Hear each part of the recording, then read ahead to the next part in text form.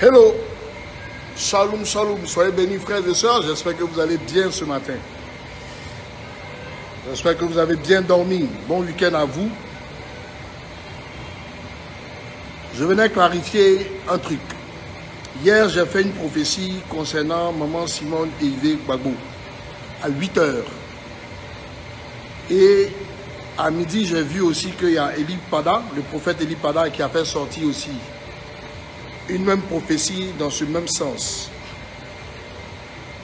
C'est juste clarifier que moi et Eli Pada, on ne se connaît pas. On ne s'est jamais vu. On ne s'appelle pas. Parce que j'ai lu le commentaire de quelqu'un qui disait que sur une plateforme YouTube, qui disait que ces deux prophètes-là, ils travaillent pour Soro Guillaume. On ne s'est jamais vu, on ne se parle pas. C'est pour vous dire à vous, les vrais chrétiens, les enfants de Dieu, ce qui est en train de se passer actuellement en Côte d'Ivoire, c'est les bons prophètes et les prophètes de Baal. Vous voyez que les pasteurs d'Abidjan, les archevêques, les évêques et consorts sont paniqués. Vous remarquez qu'ils sortent beaucoup pour s'immiscer dans la politique. Shalom, shalom, que Dieu vous bénisse. Nous voulons parler à tous les Ivoiriens. Nous avons appris ce matin que c'est un jeune au niveau de la province de précisément à Lambon, là où nous nous trouvons, il était dans les rues. C'est ici, vous pouvez regarder.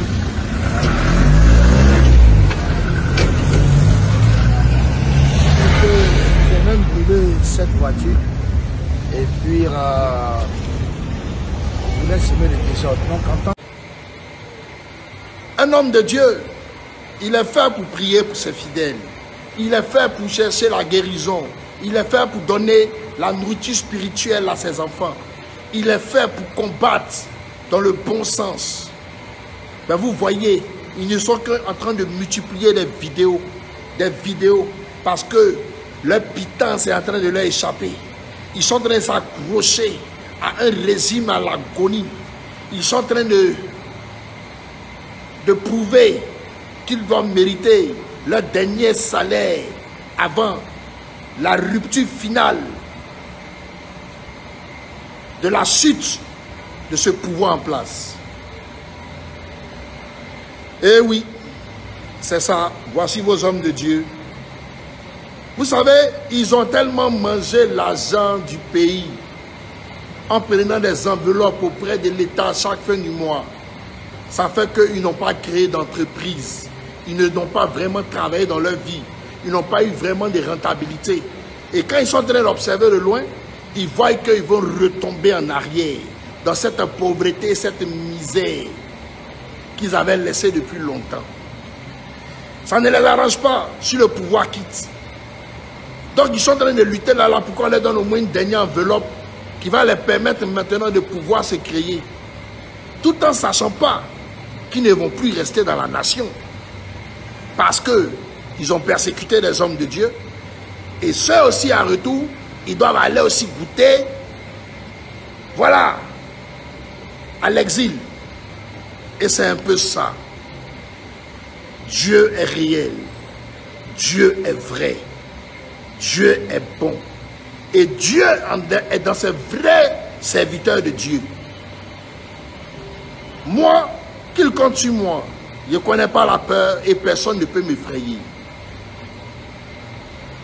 Vous avez envoyé 2 hommes pour venir enquêter sur moi, pour venir me faire du mal dans une nation étrangère.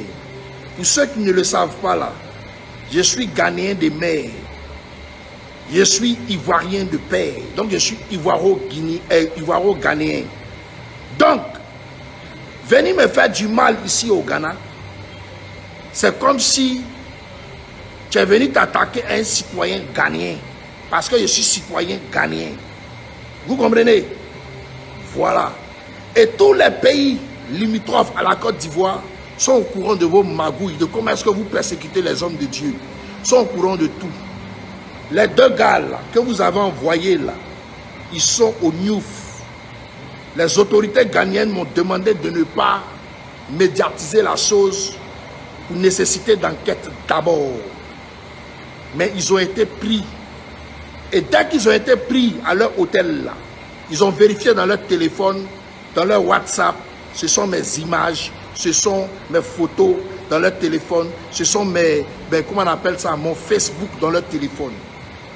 J'ai déjà même les pièces d'identité, les pièces de, comment on appelle ça, d'identité nationale de ces deux personnes. Mais j'attends d'ici lundi, parce qu'actuellement ils sont en train de dormir un peu, ils vont se reposer jusqu'à lundi matin, et puis on va commencer à les questionner sur ceux qui sont venus chercher sur moi. Vous pouvez envoyer encore un autre groupe, je suis là. Moi, je ne fuis pas où. Vous pouvez envoyer un autre groupe, je suis là. En cas d'agression, je saurai me défendre. En cas d'agression, j'ai les capacités pour me défendre. En cas d'agression, vous allez voir un lion rugir que vous n'avez jamais vu dans votre vie. Si vous pensez que ce que je dis, c'est des paroles en l'air, envoyez encore un autre contingent. Je suis là et vous attends. Pour ceux qui m'ont connu à Makori en 2011, demandez-leur comment ils ont frappé plus de ce qu'ils fait ici devant eux. Ils étaient armés, puis je les ai frappés, je les ai chicotés. Vous ne me connaissez pas. Vous ne me connaissez pas. Voilà. Donc, frères et sœurs, demeurez accrochés à l'Éternel. Sanctifiez-vous. Le vent va passer bientôt.